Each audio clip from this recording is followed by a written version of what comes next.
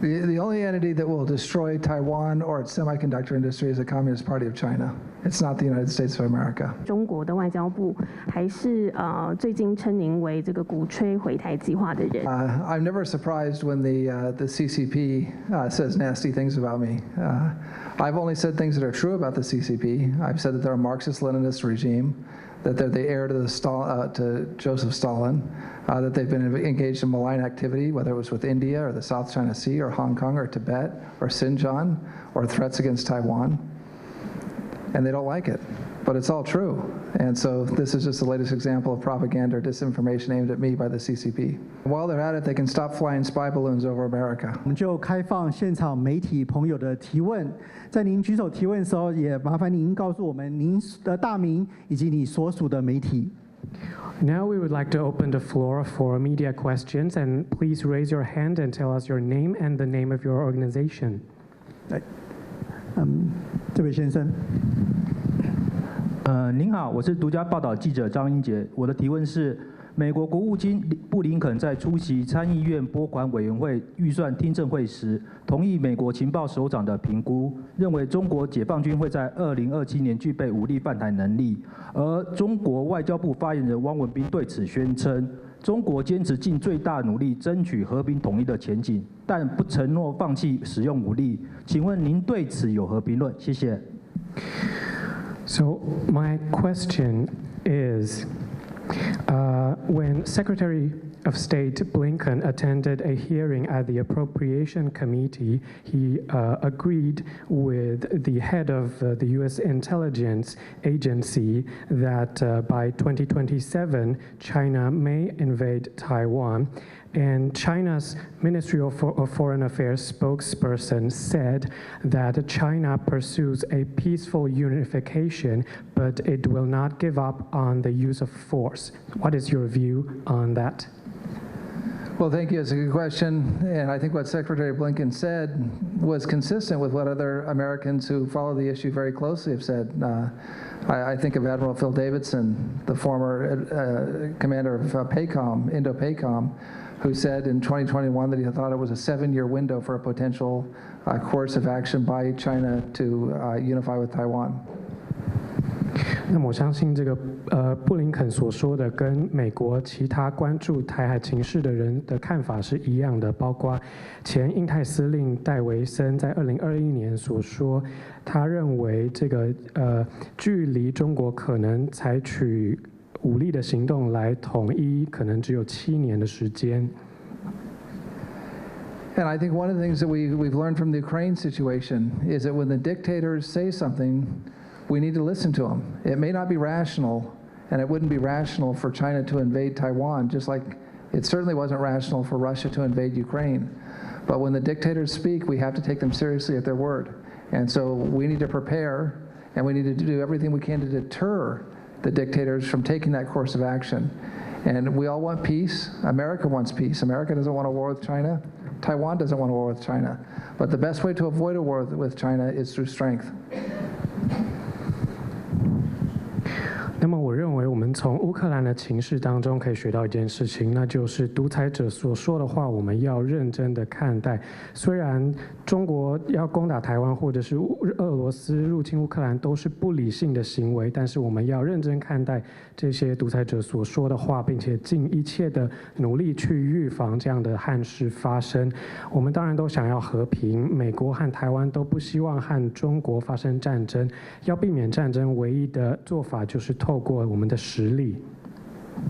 Let's hope Secretary Blinken is wrong and Admiral Davidson is wrong, and those of us who are concerned about a Chinese invasion are wrong, because this country is a beautiful, wonderful country, a great democracy, and the last thing the people of Taiwan want and the last thing the people of America want is for communist China to engage in a brutal, nasty invasion the way Vladimir Putin has in Ukraine. 所以我非常的希望布林肯还有戴维森或者是其他认为中国会入侵台湾的这些人，我希望他们的看法是错的，因为我们不希望这样子的入侵或是战争发生。因为台湾是一个非常美丽的地方，也是一个蓬勃发展的民主，不论是美国或台湾，都不希望看到共产中国进行这样子残暴的入侵还有战争，就像俄罗斯所对乌克兰做的一样。你好，自由亚洲电台记者张佳。我想请教一下，就是我知道您已经多次澄清了，但是因为中国的外交部还是最近称您为这个鼓吹毁台计划的人，然后也说民进党当局授勋给你的话，就代表说可以表明卖台才是真的。那我们是希望你可以本人回应这件事情。那还有这就是相关的报道，我们知道是来自于您参加苏凡中心的一个安全论坛。那很可惜的是，这个安全论坛目前还没有公布所有的影片。不知道可不可以请您稍微告诉我们当天是怎么谈这个议题的？谢谢。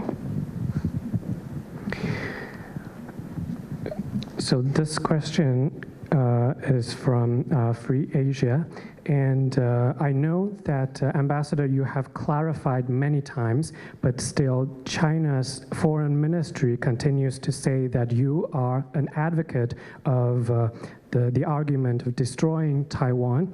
And that they also say that the DPP government awarding you a medal means that it's a proof that selling Taiwan is what they're going to do. So I would like to ask you to clarify again in person. And another question regards the Sufan Center Security Forum you recently attended. Currently, we don't have videos of that forum available, so could you talk a little bit about what you discussed during that forum? Well, thank you for that question. I'm never surprised when the CCP says nasty things about me.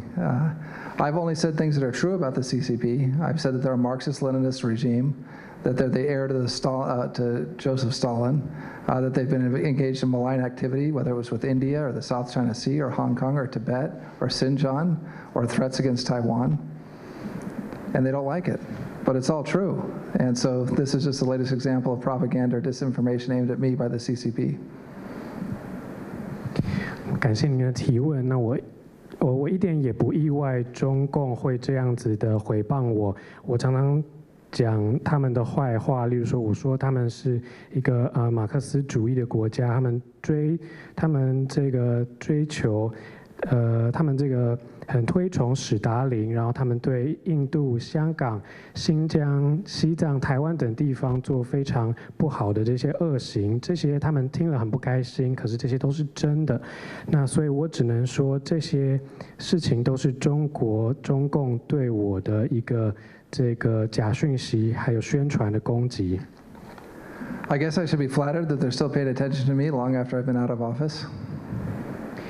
那么其实另一方面，我应该感到有点开心，他们在我卸任之后这么一段时间以后还持续关注我。But the point I made is that the only country threatening to invade Taiwan is the PRC, led by the Communist Party of China. America would never invade Taiwan. America said it will defend Taiwan. Joe Biden has said 4 times that the United States will defend Taiwan.